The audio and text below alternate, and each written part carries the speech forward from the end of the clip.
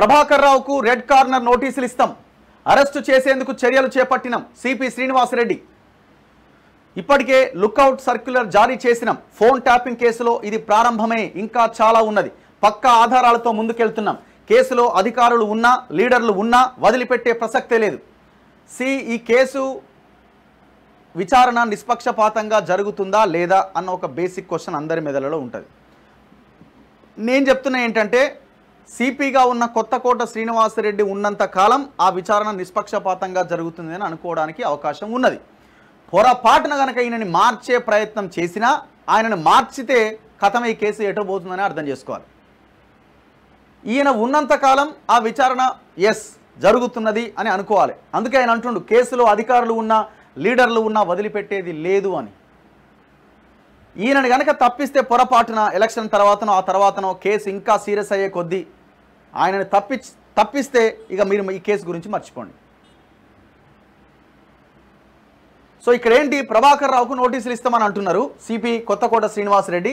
ఇప్పుడు ఈ ప్రభాకర్ రావు అంటాడు అమెరికాలో ఉన్నాడు, నాకు క్యాన్సర్ వచ్చింది, నేను ట్రీట్మెంట్ తీసుకుంటున్నాను. నాకు తెలిసి కేసీఆర్ ఫోన్ చేస్తున్నాను, నువ్వు రావద్దు, దండం పెడతా నీకు, నువ్వు వస్తే నా పేరు చెప్తావు, తప్పదు, నేనే కదా నీకు మొత్తం చెప్పింది.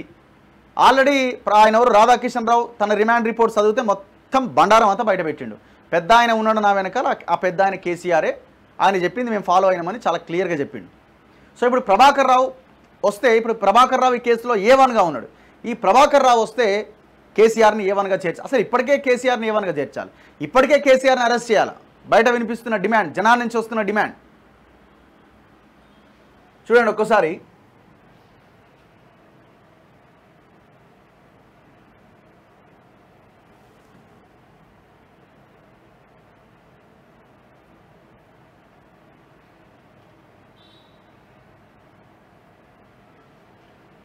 ఎక్కడుందో ఈ వార్త,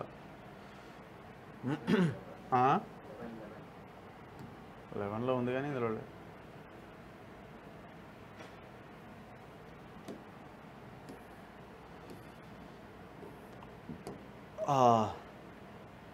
సరే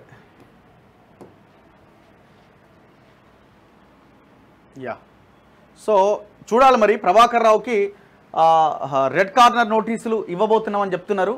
ఇప్పటికే లుక్అవుట్ నోటీసులు సర్క్యులర్ కూడా జారీ చేసిరాడ. సిపి అఫీషియల్గా దీన్ని ప్రకటించడం జరిగింది. సో ఇది ఫోన్ ట్యాపింగ్ విషయంలో మరి ఎవరెవరు అరెస్ట్ కాబోతున్నారు అన్నది చూడాలి.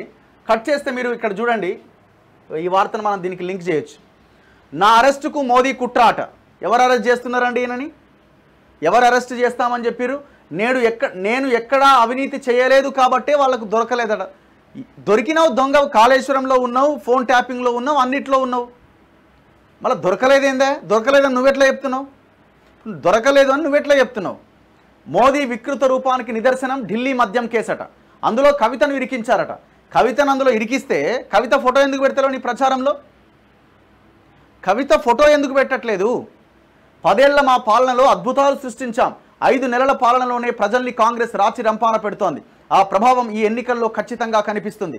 రెఫరెండం అన్న సీఎం తోకముడిచారు. రాష్ట్రంలో కాంగ్రెస్ బీజేపీ కుమ్మక్కు. ఎవడన్నా నమ్ముతాడా కాంగ్రెస్ బీజేపీ కుమ్మక్కు అంటే? కాంగ్రెస్ బీఆర్ఎస్ కలిసిందంటే నమ్ముతారు, బీజేపీ బీఆర్ఎస్ కలిసిందంటే నమ్ముతారు, కానీ కాంగ్రెస్ బీజేపీ కలిసింది అంటే ఎవడన్నా నమ్మడానికి అవకాశం ఉంటుందా? పార్లమెంట్ అంటే నీకు లైన్ లేదు అని ఈ పాయింట్ ద్వారా అర్థమవుతున్నది. నీకు ఎలక్షన్లో ఒక నినాదం లేదు, నీకు ఎలక్షన్లో ప్రజల ఓట్లు అడగడానికి ఒక లైన్ లేదు అని దీని ద్వారా చాలా క్లియర్గా అర్థమవుతుంది. ఏ లైన్ లేక ప్రజలు నమ్మలేని ఒక లైన్ ఎంచుకొని నువ్వు బొక్క బోర్లా పడ్డావని అర్థమవుతున్నది.